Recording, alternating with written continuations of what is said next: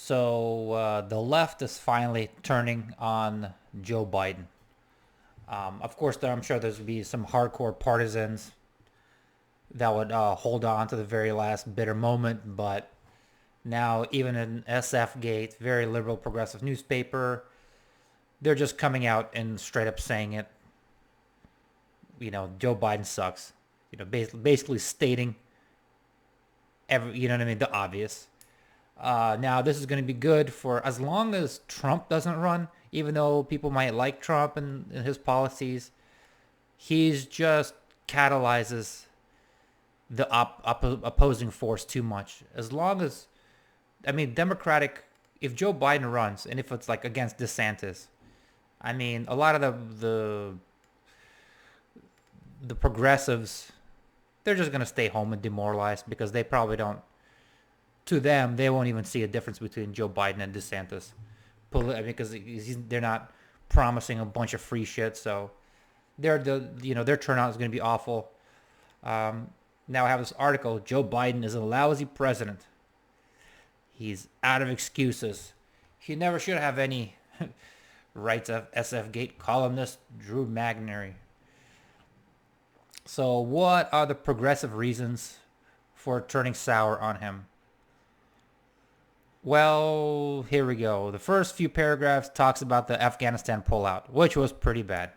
They do agree that the war should have been ended a long time ago, but the way it was executed, which is kind of an interesting red pill.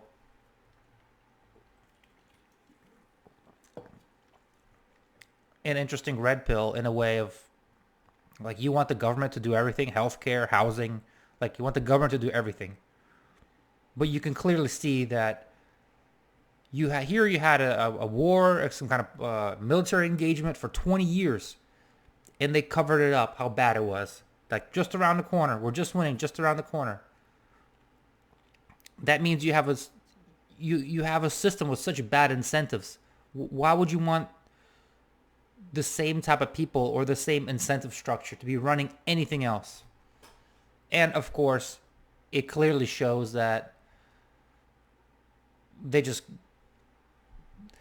pulled the rug out from people, cut tail, left a bunch of Americans still there, super disorganized. Nobody knew what the hell they were doing. So yeah, like, so you see such a mess that they made, yet it's still like they don't put the two. The wires never connect. They put the two together. Like, oh, well, maybe we don't want the Biden administration, other Democratic administrations, running everything in my life. Of course, they're not going to make that logical conclusion. Maybe, I don't know who to. Maybe somebody could, with a couple brain cells to rub together. So moving on from Afghanistan. So let's see. He's out of excuses. He never should have any. Well, he won the 2020 election decisively. I don't know about decisively. He was kind of close. He took over the White House, having both houses of Congress in his pocket. He was a veteran of the Hill who foolishly presumed understood not only how things are done in Washington, but that the process has evolved since the first he won election office in 1973. Best of all, he wasn't Donald Trump. All those are good things. And Biden's first 100 days showed him cashing in on all the political capital. He presided over a comprehensive and free vaccine rollout. He crafted nearly a $2 trillion stimulus fund that included direct payments, paid leave, extended unemployment benefits, small business grants, and trover other goodies. These idiots think, look, goodies. Well, then he rakes him over the coals about inflation. But this idiot author, he's not going to put the two and two together that obviously, inflation wasn't all him. It was probably some of Trump's doing and the previous presidents, the Federal Reserve printing money. They've been doing quantitative easing for a while. Yet, this $2 trillion in hot money that went directly to people, you don't think that has anything to do with inflation? He has done precious little ever since Democrats failed to get a minimum wage increase in that stimulus bill. Well, inflation's so rampant and high right now. Like California, what is like minimum wage is at 18? Why can't minimum wages be handled at the state level? Especially when you try to battle inflation, you're inflating the minimum wage. Or this person thinks that's not inflationary. With 8 Democrats even voting against it, that future would soon repeat itself. Every other vital initiative Biden tried to get off the ground, he banked his first time on, on passing the Build Back Better Act, ambitious proposal that could potentially reinforce and redesign America's social safety net, only to have it killed by a single awful Democratic senator. He pivoted to a large-scale plan to protect voting rights, only to have that entire project killed by a different awful Democratic senator. So Biden was supposed to be that so charismatic as to convince Joe Manchin and that other lady. And also, like, how crazy is that? Like, why would you, obviously elections are constitutionally the responsibility of the election laws and the rules and how they count the votes. That's on a state level. Why would you overturn the system that we have? So more of these shady ass mail-in ballots could be printed up, and Democrats never losing another election again. Ballot printer Gerber, he seized $7 billion in frozen asset funds and split the baby between Taliban and 9/11 victims. One of Biden's former associates, a crony, really will oversee the doing of that money, or doling of that money, while skimming a hefty amount off the top for his trouble. It's funny, when would be okay? So let's say the Democrats are turning on Biden. When would it be acceptable in the New York Times or in SF Gate to post about Hunter Biden and the super shady shit that went on with that? Like Hunter Biden actually literally laundering money for people overseas, and yet Biden has the gall to let the IRS snoop on every transaction bigger than $700. The hypocrisy is insane. In many ways, it feels like Biden presidency is already over. Well, yeah, I mean, after the midterms, he'll definitely be a lame duck. He let the unemployment benefits and tax breaks from his stimulus bill expire. A historic rise in price inflation wiped out many gains that working class Americans made on his watch. That's exactly the problem with these progressives and not understanding economics. Only way the standard of living for people to go up is through more productivity. Everything else with people's wages going up because you're gonna pay people to stay home. Well, with the unemployment and stimulus checks and this and that, and that's somehow gonna make the country richer. No, just nominally, wages can go up nominally with inflation, but that's not real growth. You're never going to end up on top. It's if anything, probably people who know how to use capital well, business owners, investors, they'll probably suck up all that liquidity, while you can inject that money directly to the people, but they're going to spend it, and investors are going to get it all. When the Omicron variant ravaged an already exhausted nation and the CDC responded with mixed messages on quarantining and mask wearing, Biden stood idly by, exacerbating a partisan fight over virus prevention that never should have existed to begin with. Politico reported that Biden should have been more apt to listen to the New York Times columnist David Leonhardt for pandemic guidance than his own experts. He could have taken cues from even the worst columnists over there, I suppose. By the way, what is the worst columnist? David Brooks. I guess call him. Is it David Brooks, the token conservative or something? That's why this guy's like the worst Speaking of worse, Roe v. Wade stands to be overturned roughly 4 months from now. Don't quite understand what that has to do with Biden, really. I mean, it's not like he appointed anybody to the Supreme Court. Biden's only move to prevent calamity has been sternly worded statement that Brett Kavanaugh will crumble up and toss into a barbecue pit. Here, this is an interesting critique, which is kind of out of left field. I don't get it. Saudi Arabia, home to Osama bin Laden and the majority of the 9/11 hijackers, is about to jack up the price of oil across the world, despite pleading for them not to. Well, why don't you? First of all, Saudi Arabia is an American ally.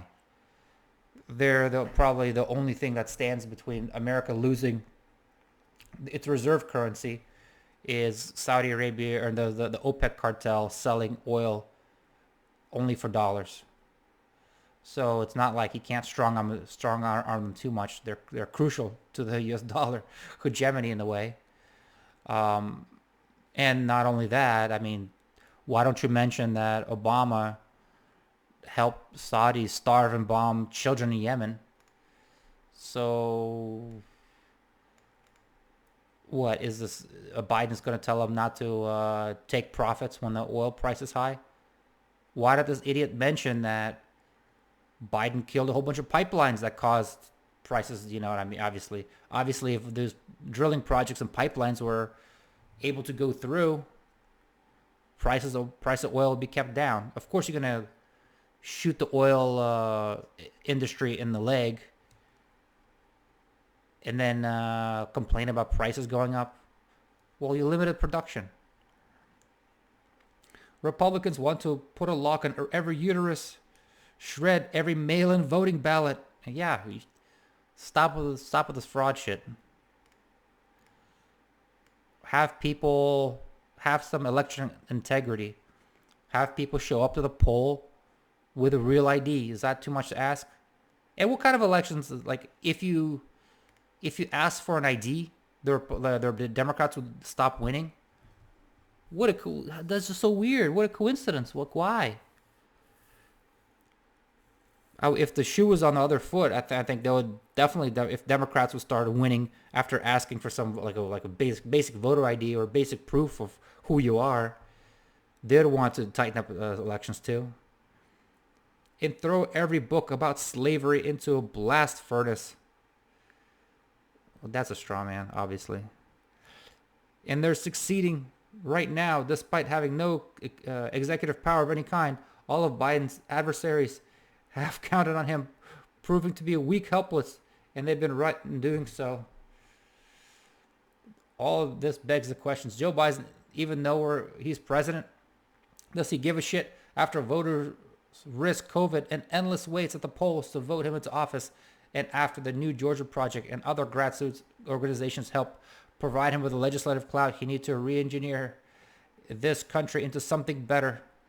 Well, some of the country doesn't want to be re-engineered into San Francisco, okay?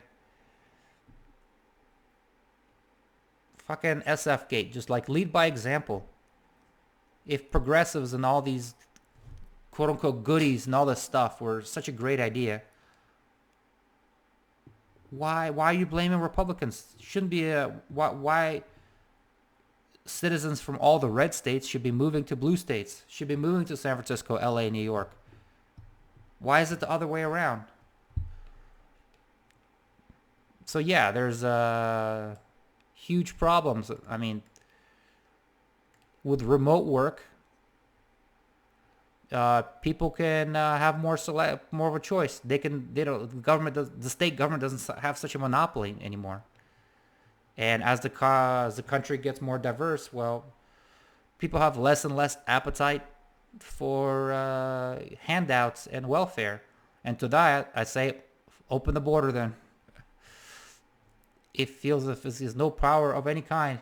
He is uninterested in confronting the student debt crisis, even though he has the ability to expunge it with a stroke of a single pen. Does he? He could just wipe away all the student debt. He showed no ambition to use the vaccine rollout to create a wider, permanent, free healthcare system. Sea level... Jesus Christ.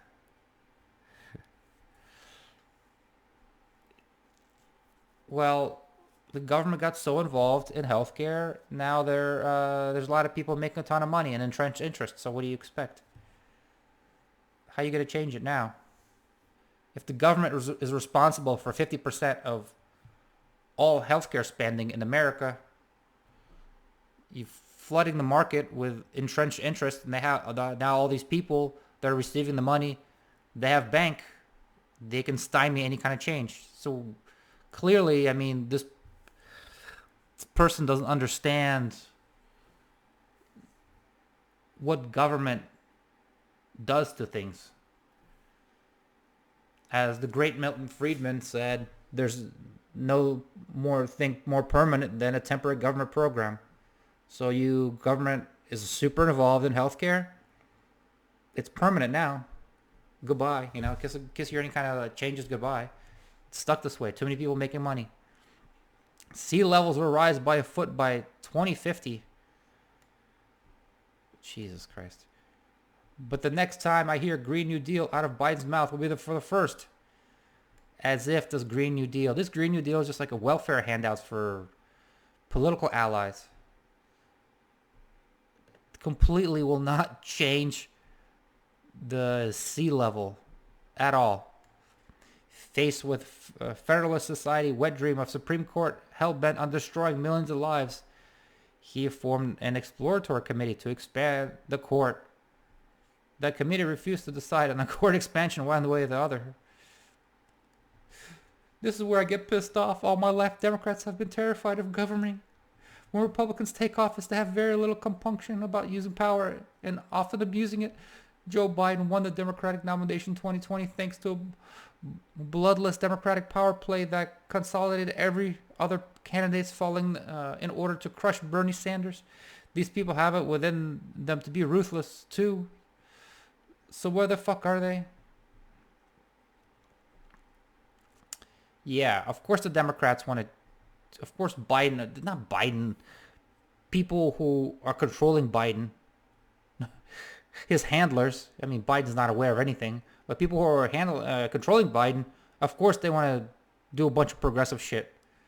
But this country is just more divided now. I also thought it's kind of like a weird dynamic too. The Democrats, the left, like, hey America, you're a racist. You're a white supremacist. You blue collar assholes, you just don't get it, deplorables, this and that, right? Oh, and by the way, we kind of need we need to raise your taxes because we have a whole bunch of these welfare programs we want. You know, why don't we raise taxes? Kind of like, well, no, you're sowing division. Everybody hates each other. Everybody's like, ethnic groups hate each other. Just all like the different states and demographics. They all the country really hates each other now, and it's part of the doing of the left for inflaming tensions, especially racial tensions. And now they're surprised that, oh, your progressive tax increases won't pass. Like, look at the countries that have the highest taxes and the biggest welfare state. They're all in homogeneous countries. And now, as the less they get homogeneous and the more division there is, well, the less welfare.